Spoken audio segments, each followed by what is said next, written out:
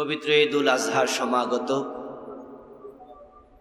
ইনশাআল্লাহ কয়েকদিন পরেই আমরা ঈদের জন্য কেনাকাটা আমাদের সামর্থ্যের আলোকে শুরু করব। তাই আমরা আজকেই উদহিয়া তথা কোরবানির তাৎপর্য ফজিলত নিয়ে কিছু কথা বলবো ইনশাআল্লাহ। আমরা সকলে জানি যে এই কোরবানি যেটা আমরা করে থাকি সেটা ইব্রাহিম আলাইহিস সালামের সাথে সরাসরি সম্পৃক্ত। আর ইব্রাহিম আলাইহিস সালামের সাথে আমাদের সম্পর্ক হলো পিতা এবং পুত্রের সম্পর্ক। সুবহানাল্লাহ।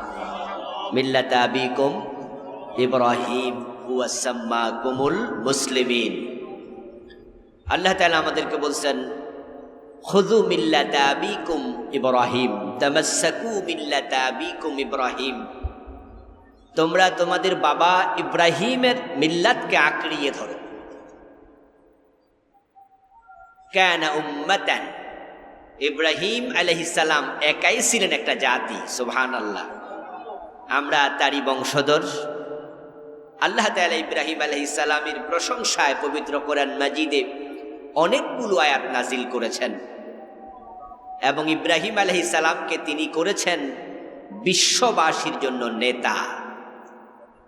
তা আমাদেরকে বলছেন তোমরা তোমাদের সে বাবা ইব্রাহিমের মিল্লাতকে আঁকড়িয়ে ধরো। তো উনার যে নির্দেশনা, উনার যে কর্মতৎপরতা, এই উদহিয়া তথা এই কোরবানি তারই একটি অংশ।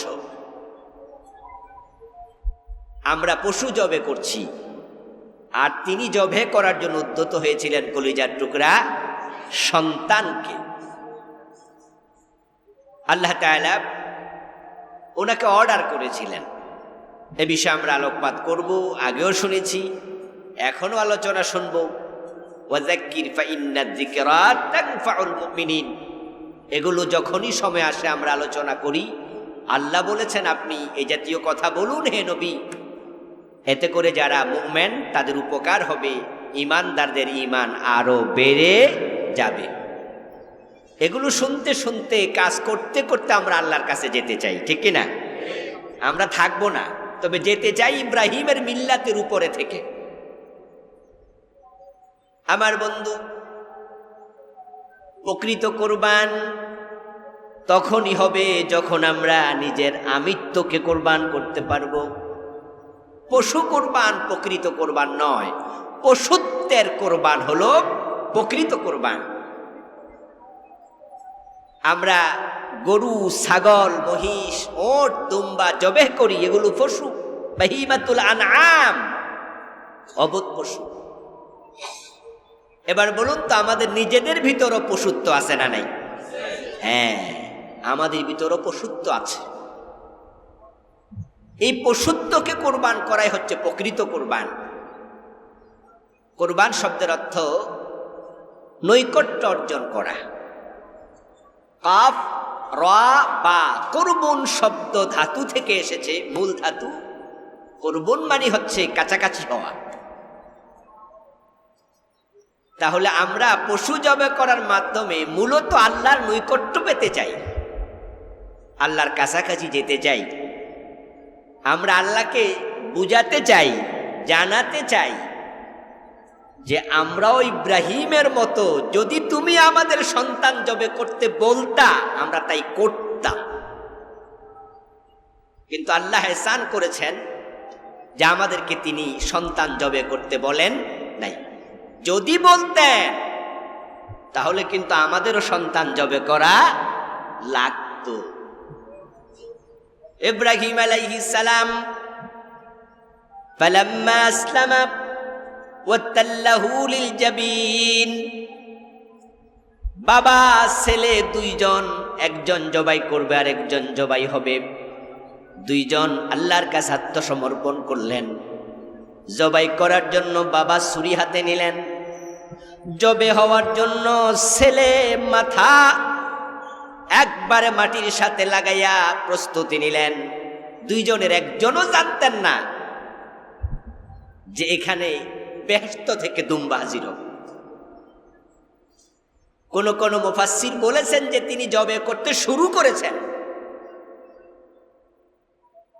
কিন্তু তার ছুরির মাঝখানে একটি পিতল আল্লাহ তাআলা রেখে দিয়েছেন অদৃশ্য।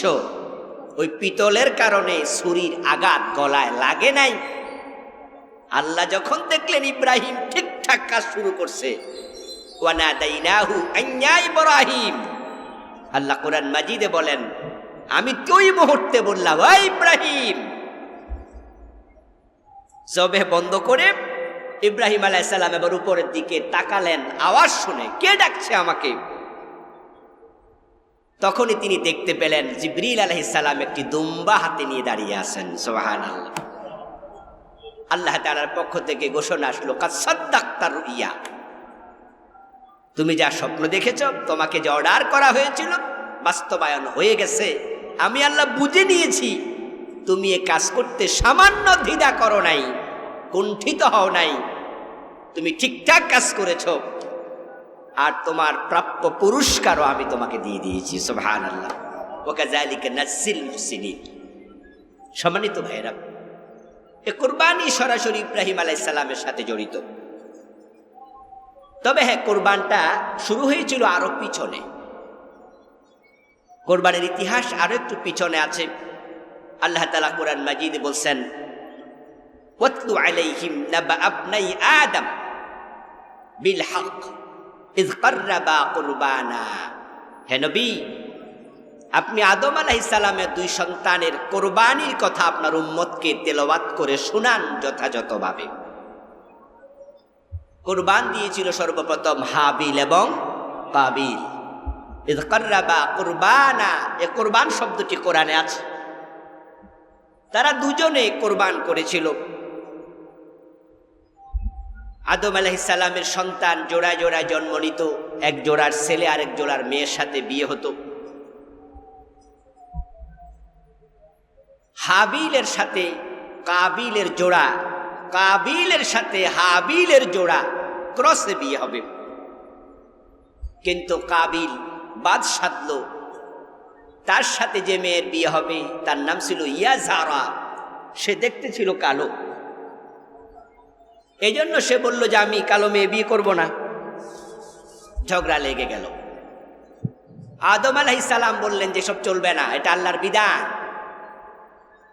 এক পর্যায়ে সে যখন একবারে ঘো ধরে বসে থাকলো যে আমি এটা মানি না, সে তার সাথে জন্ম নেয়া সুন্দরী বোন আকলিমাকে বিয়ে করতে সে ঘো ধরে থাকলো যে আমি আকলিমাকে করব, একসাথে দুনিয়া আসছি, একসাথেও থাকবো। আদম আলাইহিস সালাম বললেন এসব চলবে না। পরক্ষণে এবার তিনি বললেন, তাহলে একটা কাজ করো, দুইজনই আল্লাহর রাস্তায় কিছু কোরবান করো। হাবিল, উনি ছিলেন মেষের রাখাল, মেষপালক, উনি একটি মেষ কোরবান দিলেন। কাবিল ছিল কৃষক, উনি কিছু শস্য দানা কোরবান দিলেন।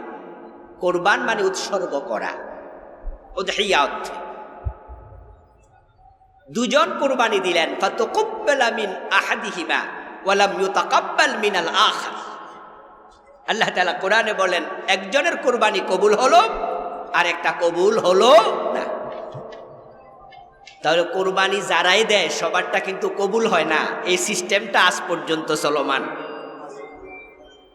এই আগামী জিলহজের 10 তারিখেও হাজার হাজার মানুষ কোরবান দেবে, সবারটা কি কবুল হবে?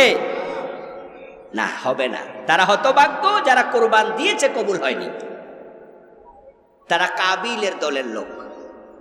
কাবিল প্রথম কোরবান দিয়েছিল, হাবিল প্রথম কোরবান দিয়েছিল, কিন্তু হাবিলেরটা কবুল হয়েছে, কাবিলেরটা হয়নি। কারণটা কি? দুইজনে তো কোরবান দিয়েছে। এর কারণ হলো আল্লাহর বিধান মানার মতো মানসিকতা কাবিল লালন করেনি, কোরবান দিয়েছে। তাহলে যে মানুষগুলো আল্লাহর অন্যান্য বিধান মানার মানসিকতা লালন করে না, শুধু গরু জবাই করবে, তাদের কোরবান কবুল হবে না। এজন্য গরু জবে করার সময়, ছাগল জবে করার সময় একটা দোয়া পড়া সুন্নাহ। বিসমিল্লাহ বলার পরে কোরআনের একটি আয়াত রাসূল পড়ে তারপরে জবে করতেন। ইন্না সলাতি ওয়া নুসুকি ওয়া মাহইয়ায়া ওয়া মামাতি লিল্লাহি রাব্বিল আলামিন লা শারীকা লাহু ওয়া বিযালিকা উমিরতু ওয়া আনা আউয়ালুল মুসলিমিন আল্লাহুম্মা তাকাব্বাল মিন্নি বিসমিল্লাহ আল্লাহু আকবার। আল্লাহর নামে শুরু করতেন। সেখানে তিনি বলতেন যে আমার নামাজ, আমার কুরবানি, আমার জীবন, আমার মরণ সবটা কার জন্য? তো যে বেটা পশু জবাই করছে সে আসলে বাস্তবে তার জীবনটা আল্লাহর জন্য দেয়নি। সে হলো হাবিলের মতো কোরবান দাতা, কাবিলের মতো। আর যে প্রকৃত অর্থে তার পুরাটা জীবন আল্লাহর কাছে সঁপে দেওয়ার সিদ্ধান্ত নিয়েছে, ওই ব্যক্তি পশুর গলায় ছুরি বসানোর সময় বলছে আমার সব কিছু তোমার জন্য। ওয়া বিযালিকা উমিরতু, আমি আদিষ্ট হয়ে বলছি, ওয়া আনা আউয়ালুল মুসলিমিন, আমি মুসলমানদের একজন, মুসলমানদের অগ্রগামী। আল্লাহুম্মা তাকাব্বাল মিন্নি, হে আল্লাহ এই কুরবানটা আমার পক্ষ থেকে এবার কবুল করো। আল্লাহর বিধান মানার মানসিকতা যার নাই, তার এই বক্তৃতাগুলোর কোনো অর্থ নাই। কারণ মুখে মানুষ যা বলে, আল্লাহ মুখের দিকে তাকানোর আগে কোন দিকে তাকান? অন্তরের দিকে। এখন আমাদের দেশে আমরা যারা আগামী 10 জিলহজ কোরবান দেব, সবাই কি আল্লাহর জন্য দেবে? কোরবান দেয়া ফরজ না ওয়াজিব? ওয়াজিব। কোন মাসলাক সুন্নাত বলছে, তা আমাদের ওলামায়ে হানাফ ওয়াজিব বলে, তা আমরা ওয়াজিবটাই ধরলাম, এটা সুন্নার চেয়ে আরো শক্তিশালী। এবার বলুন তো, ওই দিন ফজরের নামাজটা ওয়াজিব না ফরজ? কোরবানি দাতা ফজরের নামাজ পড়ে নাই এমনও 2-4 জন আছে না নাই? কোরবানির গরু কিনতে যাইয়া জোহরের নামাজ আসরের নামাজ কাজা করে এমনও 2-4 জন আছে না নাই? হ্যাঁ, গরু কিনতে কিনতে জোহর আসর শেষ। হাজার হাজার মানুষ গরুর বাজারে থাকবে, মুয়াজ্জিন বলে হাইয়া আলাস সালাহ, নামাজে আসো, এটা ফরজ। খবর নাই ফরজের, ওয়াজিব নিয়ে ব্যস্ত। ওই মানুষগুলো কেমনে বলে ইন্না সালাতি ওয়া নুসুকি ওয়া মাহইয়ায়া ওয়া মামাতি লিল্লাহ, আমার নামাজ আল্লাহর জন্য, তুই তো নামাজই পড়স না। এগুলো মিথ্যুক। ইন্নাল্লাহা লা ইয়ানজুরু ইলা সুওয়ারিকুম ওয়া আমওয়ালিকুম ওয়ালাকিন ইয়ানজুরু ইলা কুলুবিকুম ওয়া আ'মালিকুম। এইজন্য আমলের দিকে আল্লাহ পরে তাকায়, অন্তরের দিকে আল্লাহ আগে তাকায়। আর তাকওয়া হাহুনা, রাসূলুল্লাহ সাল্লাল্লাহু আলাইহি সাল্লামের জন্য বলছে তাকওয়া এখানে থাকে। কয় লাখ টাকা দিয়ে গরু কিনলেন, ফেসবুকে ছেড়ে দিলেন, এলাকায় জানান দিলেন যে আমার পশুর দাম এত, আপনি কোরবান দাতা হয়ে গেছেন, তা মোটেও নয়। এই জন্য পশুর কোরবানির আগে পশুত্বের কোরবানি। হাবিলেরটা কবুল হলো, কাবিলেরটা হলো না। আল্লাহ তাআলা এই কথাগুলো কোরআন মাজিদে নাজিল করলেন। ঘটনা ঘটেছে কত হাজার বছর আগে, আদম আলাইহিস সালামের যুগে। আর কোরআনের আয়াত বানায়া নাজিল করলেন শেষ নবীর উপরে। আল্লাহ তাআলা বুঝাইয়া দিলেন ফাতাকাব্বালা মিন আহাদিহিমা ওয়া লাম ইউতাকাব্বাল মিনাল আখার। দুইজনে কুরবান দিছে, একজনেরটা কবুল হয় নাই, আরেকজনেরটা কবুল হয়েছে। সুতরাং তোমরা আয়াত থেকে শিক্ষা নেও, এমন কুরবান দিও না যেটা কাবিলের মতো হয়ে যায়। কাবিল পরে সীমা লঙ্ঘন করেছে, হাবিলকে সে হত্যা করেছে। কুরবানির ইতিহাস তখন থেকে শুরু। ইব্রাহিম আলাইহিস সালাম উনার সন্তানকে জবে করার মাধ্যমে সর্বোচ্চ স্যাক্রিফাইসের নজির উপস্থাপন করেছেন।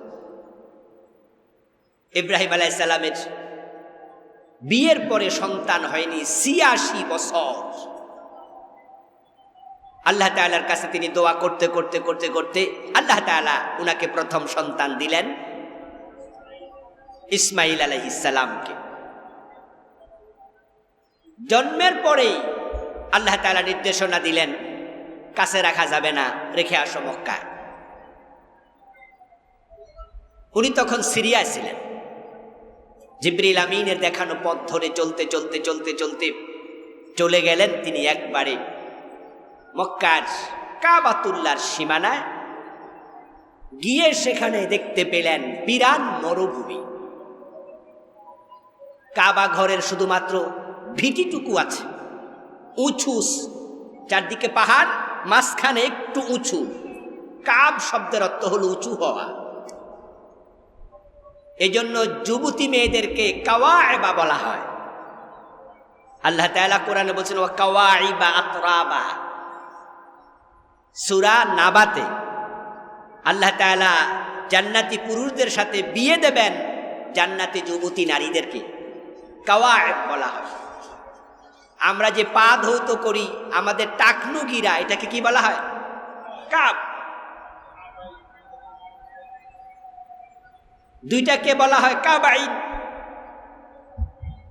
ওয়ামসাহু বিরুউসিকুম ওয়া আরজুলাকুম ইলাল কাবাইন। আল্লাহ কয় তোমাদের পা তোমরা ধৌত করো টাকনুগিরা পর্যন্ত। কাবাইন, কাবুন, কারণ টাকনুগিরা একটু উঁচু। কাবার চারপাশে পাহাড়, এদিকে সাফা, এদিকে মারওয়া, পিছন দিকে আবার কিছু পাহাড় আছে যেগুলোর নাম জানা অথবা অজানা। চারদিকে বড় বড় পাহাড় এখনো আছে। সেখানে বিভিন্ন কোম্পানি বড় বড় বিল্ডিং বানায় রাখছে পাহাড়ের উপরে, আপনারা দেখেছেন চারদিকে পাহাড়।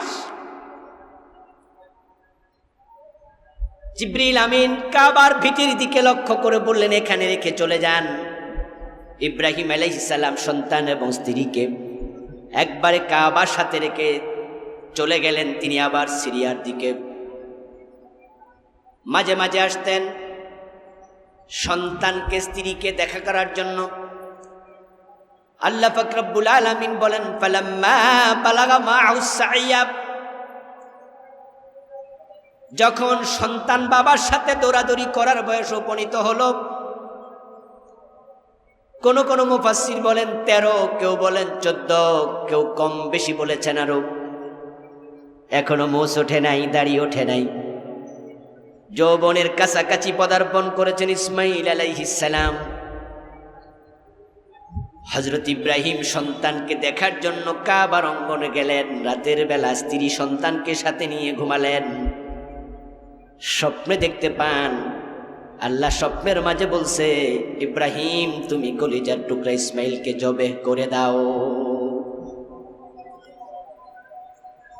আমাদের দেশে প্রচলিত আছে যে আল্লাহ বলছেন তোমার প্রিয় জিনিস কোরবান করো। তিনি সকালবেলা ঘুম থেকে উঠে 100 উট কোরবান দিলেন। পরে আবার দেখলেন প্রিয় জিনিস কোরবান করো, আবার 100 উট কোরবান করলেন। পরের রাতে আবার দেখলেন কোরবান করো প্রিয় জিনিস, তিনি আবার 100 উট কোরবান দিলেন। চতুর্থ রাতে আবার স্বপ্নে দেখলেন, তখন ইসমাইলকে দিলেন। এই কথাগুলো শোনা যায় বিভিন্ন আলেমের মুখ থেকে, পাওয়া যায় বিভিন্ন ইতিহাসের কিতাবে, কিন্তু প্রকৃত কোনো ভিত্তি কোরআন হাদিসে এগুলোর নেই। বরং কোরআনের স্পষ্ট বক্তব্য হলো তিনি স্বপ্নে দেখছেন আল্লাহ তাকে বলছে ইসমাইলকে জবে কর। فلما بلغ معه السعي قال يا بني إني أرى في المنام أني أذبحك। তিনি স্বপ্নে দেখছেন তিনি ইসমাইলকে জবে করছেন।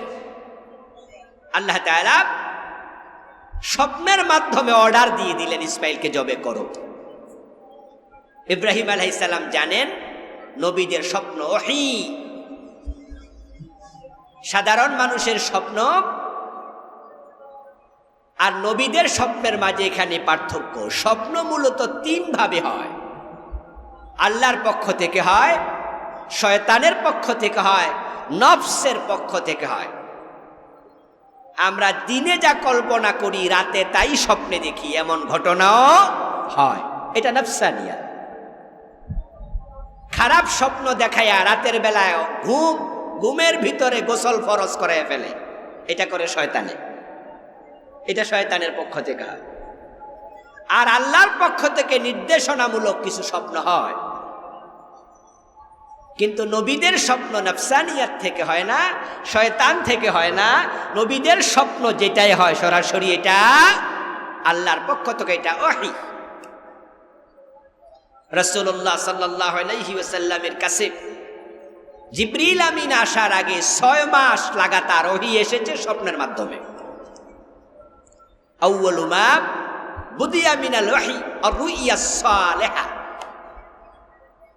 সহিহ বুখারীতে এসেছে রাসূলুল্লাহ সাল্লাল্লাহু আলাইহি সাল্লাম বলেন, ওহী প্রথম শুরু হয়েছিল উত্তম স্বপ্নের মাধ্যমে এবং সেটা কন্টিনিউ করেছে 6 মাস। 6 মাস পার হওয়ার পরে বিশ্বনবীর বয়স হলো 40 বছর 6 মাস। তখনই এবার জিবরিল আমিন আসেন। ওহী নাজিল শুরু হয়েছে 40-এ, 40 যখন পূর্ণ হলো ওহী নাজিল শুরু হলো। জিবরিল আসলো 40 বছর 6 মাসের মাথায়। তাহলে এর আগে ওহী এসেছিল 6 মাস স্বপ্ন যুগে। এই জন্য মুমিনের ভালো স্বপ্নকে বলা হয় নবুয়তের 46 ভাগের 1 ভাগ। কেন? নবুয়ত কত বছর ছিল? কথা বলতে হবে তো, কয় বছর? তো 23 বছর যদি হয়, 23 বছরকে যদি 2 দিয়ে ভাগ দেয় তাহলে কত হয়? 46। তো 6 মাস ওহী আসছে ঘুমে, স্বপ্নে। এই জন্য মুমিনের স্বপ্নকে বলা হয় 46 ভাগের 1 ভাগ, যখন ভালো স্বপ্ন হয়। ইব্রাহিম স্বপ্নে দেখলেন সন্তান জবে করার অর্ডার এসে গেছে। তিনি বুঝেছেন এটা ওহী, তাই তিনি সকাল বেলায় ছেলেকে ডাকলেন।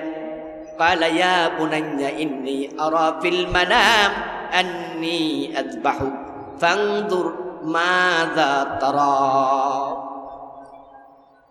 তিনি জানেন যে কি কঠিন দায়িত্ব আমার মাথায় আসছে, আমার উপর কঠিন একটি অর্ডার করা হয়েছে, সন্তানকে জবে করা।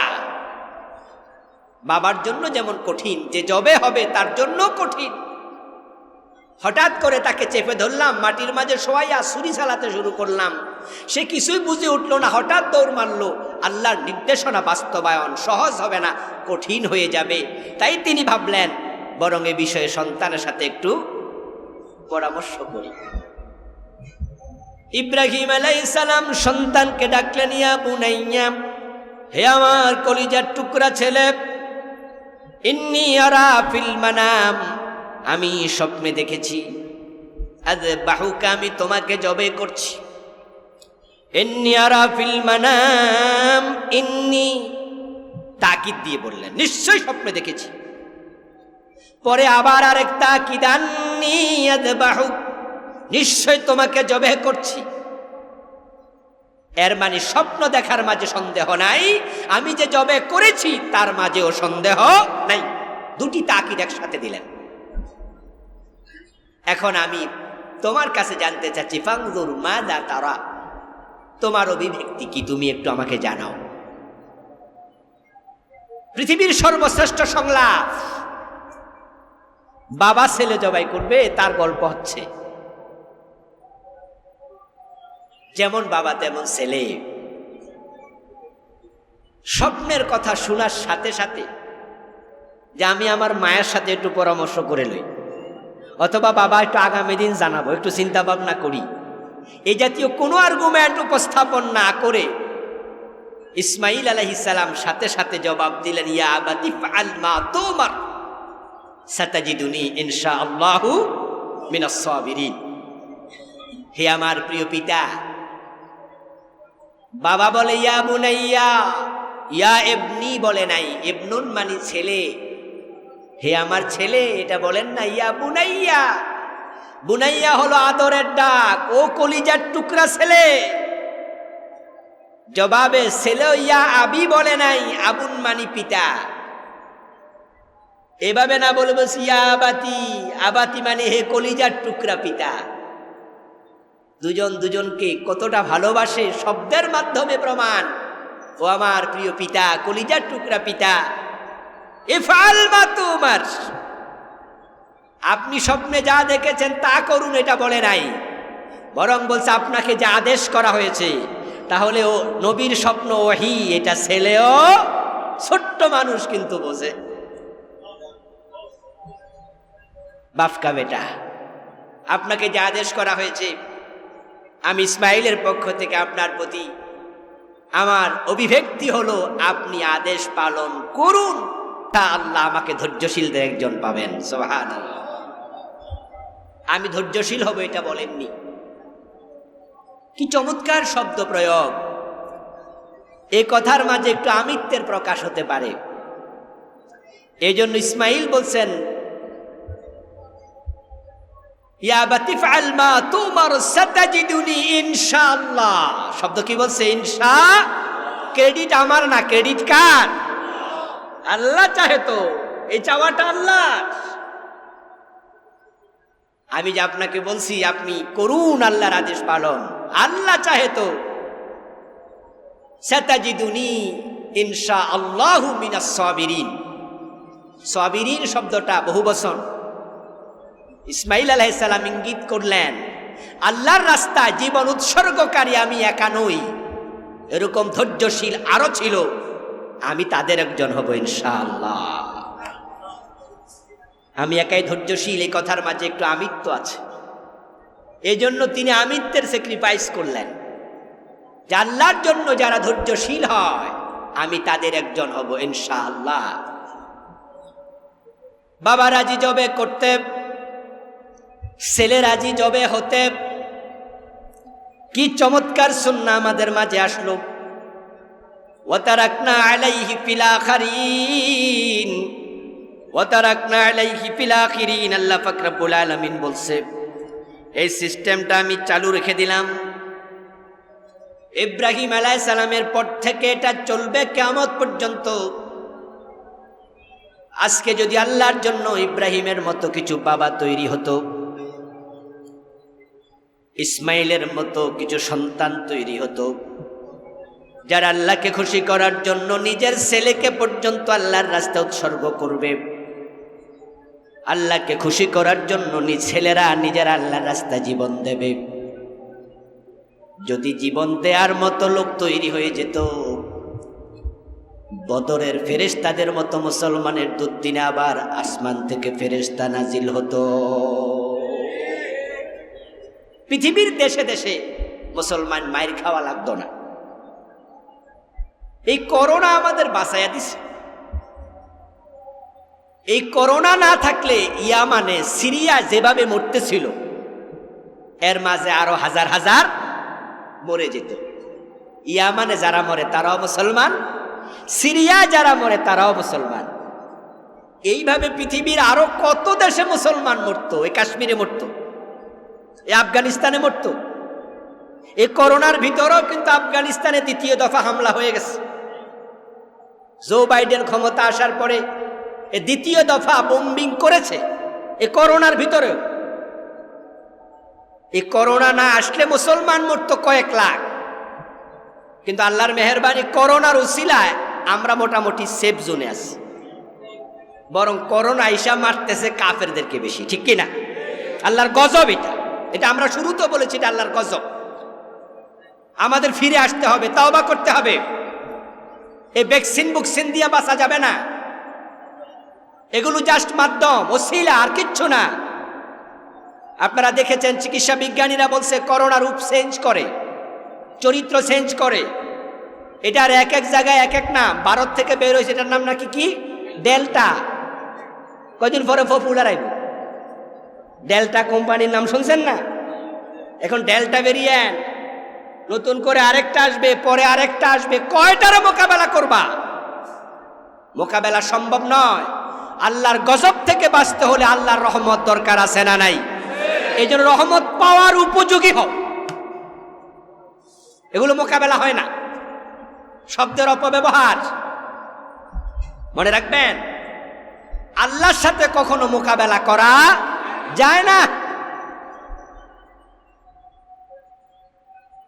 আল্লাহ আমাদের সতর্ক করতে চান, আমরা বিদ্রোহ করি। যখন ঘূর্ণিঝড় হয় 10 নম্বর বিপদ সংকেত। কি আশ্চর্য! এটাকে মহা বিপদ সংকেত বলে না? শব্দটা দিয়েছে খুব শক্ত, মহা বিপদ সংকেত। কিন্তু পরে বলে কি? আমরা মোকাবেলার জন্য প্রস্তুতি নিয়েছি। আস্তাগফিরুল্লাহ। আল্লাহ কই পাগল নাকি এগুলো? নিজেরাই বলতেছে মহা বিপদ সংকেত, ওরা নাকি আবার মোকাবেলার প্রস্তুতি নিচ্ছে। আচ্ছা বলুন তো, আল্লাহর সাথে মোকাবেলা করা যায়? শব্দের অপব্যবহার। তিনি 3 দিন মৃত্যুর সাথে পাঞ্জা লড়ে তারপরে অবশেষে চলে গেছেন। আচ্ছা, মৃত্যুর সাথে পাঞ্জা লড়া যায়? আচ্ছা, এটা কি সম্ভব? মৃত্যু যে একটা অর্ডারের না, আল্লাহর অর্ডার। ইয়াসআলুনাকা আনির রূহ কুলির রূহ মিন আমরি রাব্বি। হে নবী, মানুষ আপনাকে প্রশ্ন করবে রূহের ব্যাপারে, যেটা দেহে আছে দেহে সচল, দেহে নাই দেহ অচল। রূহটা কোথায় আছে মানুষ জানতে চাইবে, এটা কি জিনিস। চিকিৎসা বিজ্ঞান আজ পর্যন্ত রূহ কোথায় থাকে খুঁজে বের করতে এখনো পারে নাই, কিয়ামত পর্যন্ত সম্ভাবনাও নাই। কারণ কুলির রূহ মিন আমরি রাব্বি, পাবে কেমনে? এটা আল্লাহর অর্ডারের না। এখন মৃত্যু একটা অর্ডার, রূহটাকে আল্লাহ বলছে চলে আসো, চলে যাবে, থাকো, থাকছে। আচ্ছা, পাঞ্জা লড়বেন কেমনে? পাঞ্জা লড়া বোঝেন তো? দুইজন দুই হাত এমনি দিয়ে খেলে, এটার কি খেলা কয়? হ্যাঁ, মানে আপনি ধাক্কান একদিকে, আমি ধাক্কায় আরেক দিকে, সমানে সমান হইয়া লড়তাছেন, এটার নাম পাঞ্জা লড়া। আচ্ছা, মৃত্যুর সাথে আল্লাহর সাথে পাঞ্জা লড়া শব্দ কি? আস্তাগফিরুল্লাহ। আমার বন্ধু, এই করোনা এসেছে আমাদেরকে সতর্ক করার জন্য। এটা গজব, এটা মহামারী, এর সাথে দুনিয়ার কেউ কুলাতে পারছে না। পৃথিবীর বড় বড় দেশের বাগা বাগা নেতারা মাথা নুয়ে বলতে বাধ্য হচ্ছে আমাদের সব তৎপরতা শেষ, আকাশওয়ালার সিদ্ধান্তের বাহিরে কিছুই করার নাই। এই কথাটা না বলে যদি বলতো আসো সবাই আকাশওয়ালার দিকে ফিরে যাই, আসো সবাই তাওবা করি, সবাই ভালো হই। আমার ভাইয়েরা, কাফেররা আল্লাহর সাথে বিদ্রোহ বেশি করে, তাদের উপর এই মহামারীটা আল্লাহ বেশি দিয়েছেন। আজ পর্যন্ত আমরা যতটুকু দেখেছি, ভবিষ্যতের খবর একমাত্র কে জানে। এখন যদি আমরা মুসলমানরাও ভালো না হই, তওবা না করি, ফিরে না আসি, এই গজব মহামারী আকারে আমাদের উপরও আসতে পারে। এখনো আমাদের উপর আল্লাহ ইহসান করে চলছেন। সরকার আমাদেরকে সতর্ক করছে, লকডাউন দিয়েছে, সামাজিক সোশ্যাল ডিস্টেন্স, শারীরিক দূরত্ব বজায় রাখতে বলছে, হ্যান্ড স্যানিটাইজার, গ্লোভস, মাস্ক পরতে বলছে। সবটাই ওসিলা, কিন্তু হেফাজত করবেন কে? এই জন্য আমরা সতর্ক হব, ওসিলাগুলো আমরা মানব, কিন্তু আল্লাহর গজব থেকে বাঁচতে হলে আমাদেরকে তাওবা করা লাগবেই। ইব্রাহিম আলাইহিস সালাম সন্তানের সাথে পরামর্শ করছেন। ইসমাইল আলাইহিস সালাম রাজি হয়ে গেলেন। এখন কোথায় জবে হবে? জিবরিল আমিন এসে পথ দেখাতে থাকলেন। মক্কা থেকে হাঁটতে হাঁটতে বাবা ছেলে দুইজন মিনার দিকে রওনা দিলেন। কুল্লু মিনা মানহার ওয়া কুল্লু আইয়ামিত তাশরীক যাবহুন। রাসূলুল্লাহ বলেন, এই মিনা হচ্ছে জবের জায়গা। ঠিক কোন জায়গাতে ইসমাইলকে জবে করেছেন এটা খুঁজে পাওয়া একটু কঠিন। যদিও আপনারা যারা মিনায় গিয়েছেন, খুব বারবার গিয়েছেন, ইব্রাহিম আলাইহিস সালাম ইসমাইলকে জবে করেছিল, জায়গাটা ওরা চিহ্নিত করে রেখেছে। আল্লাহ ভালো জানেন তার ভিত্তি কতটুকু সঠিক। তবে মিনা পুরাটাই হচ্ছে জবের অঞ্চল। যে কোনো জায়গায় হাজিরা জবে করলে হুকুম আদায় হয়ে যাবে। জিবরিল দেখাচ্ছেন পথ, ইসমাইল এবং ইব্রাহিম আলাইহিস সালাম চলছেন সামনে। মুফাসসিরিনে কেরামের কেউ কেউ বলেছেন যাওয়ার পথে 3 জায়গায় শয়তান ইসমাইল এবং ইব্রাহিম আলাইহিস সালামকে ধোঁকা দিতে চেয়েছিল। ইব্রাহিম আলাইহিস সালাম 3 জায়গায় পাথর মেরেছেন 60টি করে। এটা আমরা হজের সময় এখনো করে থাকি প্রতীকী রূপ। অর্থাৎ ভালো কাজ করতে গেলে শয়তানের বাধা আসবে, আবার প্রকৃত মুমিন শয়তানকে ধাক্কাইয়া আল্লাহর আদেশ পালন করতে কুণ্ঠিত হয় না, সে সফল হয়ে ছাড়ে। এটাই শিক্ষা। আমরা যারা আল্লাহর রাস্তায় চলতে চাই, শয়তানের পক্ষ থেকে বাধা আসবে না, এটা হতে পারে না। এই জন্য বাধা দেখে থমকে দাঁড়াবেন না, সামনে যেতে হবে। মাথায় রাখবেন যে ভালো কাজে বাধা আসবেই।